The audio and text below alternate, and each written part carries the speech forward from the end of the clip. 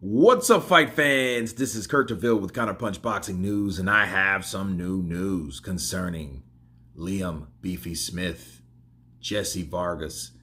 It was a spectacular night of boxing. I really enjoyed these two guys mixing it up. Jesse Vargas was the smaller guy, of course, moving up in weight to old King Beefy. Beefy Smith seemed like the bigger guy, pushing him around, throwing the jab in his face, timing the jab with the right hand, and that's how the fight started. Jesse Vargas did hold his own, though, with rounds 2, 3, 4. Then you could tell at 5, he was already gasping for breath. 6, 7, it looked like it was round 11.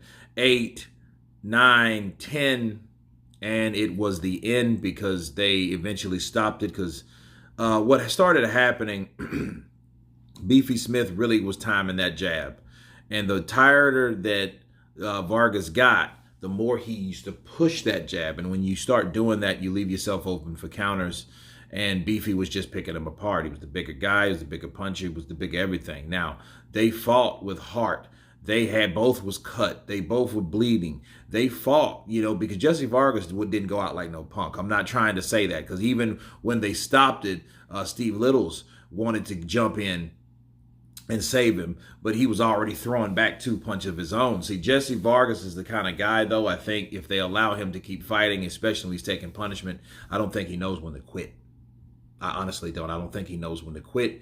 I think someone has to save him from himself, because Beefy Smith was starting to land punches, and as he had landed a left hook to the body in the 10th round, it really made him go back. No, that was the 9th round, actually. It made him go back and really regroup. He was stumbling around. He was getting beat up by the bigger guy. And Steve Willis, of course, the doctor did come at the beginning of the 10th and asked him, like, hey, are you okay? Are you okay? And he's like, yeah, I'm fine. I can fight.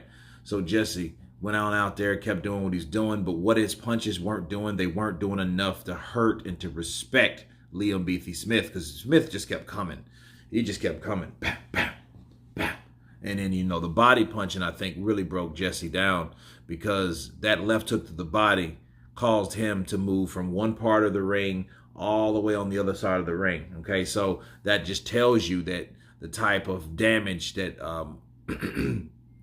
Beefy was giving him. Okay, so great fight, though. One of my favorite on the undercard.